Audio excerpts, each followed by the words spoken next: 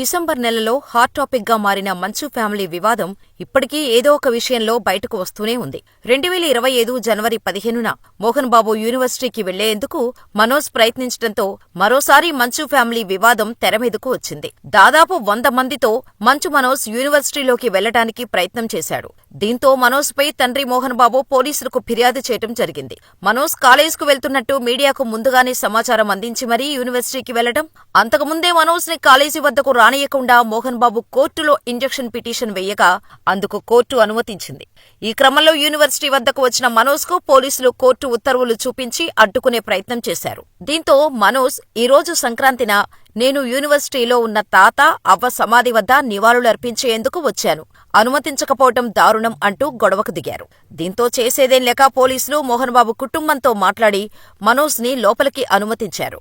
ఇలా మనోజ్ తన సతీమణితో కలిసి లోపలికి వెళ్లి తాత, అవ్వ సమాధుల వద్ద నివాళులర్పించారు. అంతకుముందు విష్ణు, మనోజ్ బౌన్సర్లకు మనోజ్ కు మధ్య కొద్దిసేపు వాగ్వాదం చోటు చేసుకుంది. ఈ ఘటనతో మనోజ్ కోర్టు ధిక్కరణకు పాల్పడ్డాడని, అతనిపై కఠిన చర్యలు తీసుకోవాలని మోహన్ బాబు పోలీసులకు ఫిర్యాదు చేశారు. అలాగే 200 మందితో మోహన్ బాబు యూనివర్సిటీలోకి ప్రవేశించేందుకు మనోజ్ ప్రయత్నించాడని, న్యాయస్థానం ఆదేశాల మేరకు యూనివర్సిటీకి వెళ్లొద్దని పోలీసులు చెప్పినప్పటికీ మనోజ్ వినకుండా డైరీ ఫామ్ గేటును దూకి లోపలికి వెళ్లేందుకు ప్రయత్నించాడని, అతనిపై చర్యలు తీసుకోవాలని మోహన్ బాబు తన ఫిర్యాదులో రాసుకొచ్చారు. ఈ పరిణామాల గురించి చర్చించేందుకు మనోజ్ గురువారం ఉదయం చంద్రగిరి పోలీస్ స్టేషన్కు వెళ్లి డీఎస్పీతో చర్చించాడు. కోర్టు ఉత్తర్వులు తనకు అందకపోవటం, కోర్టు ఉత్తర్వులు జిరాక్స్ కాపీ పోలీసుల దగ్గర ఉండటంపై చంద్రగిరి పోలీస్ స్టేషన్లో ఆయన మాట్లాడారు. తనకు ఒరిజినల్ కాపీలు అందలేదని, తనకు అందాల్సిన ఒరిజినల్ కాపీని పోలీసులకు ఎలా ఇచ్చారని మనోజ్ ప్రశ్నిస్తూ చర్చలు జరిపారు. ఈ క్రమంలోనే మంచు మనోజ్ అన్న మంచు విష్ణు జనవరి 17న సాయంత్రం ఎక్స్లో రాసుకొస్తూ సింహమ వాళ్ళని ప్రతి కుక్కకీ ఉంటుంది, కానీ వీధిలో మొరగటానికి, అడవిలో గర్జించటానికి ఉన్న తేడా కనీసం వచ్చే జన్మలోనైనా తెలుసుకుంటావన్న ఆశ అంటూ తన తండ్రి మోహన్ బాబుతో కలిసి నటించిన రౌడీ చిత్రంలోని ఆడియో క్లిప్ను ప్లే చేశాడు.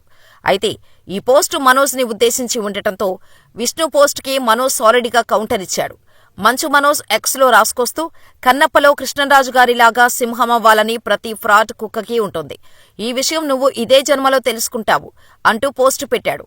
దీనికి #విస్మిత్ అనే హ్యాష్ట్యాగ్ పోస్ట్ చేస్తూ అతని హాలీవుడ్ వెంచర్ అనే క్లూ ఇచ్చాడు.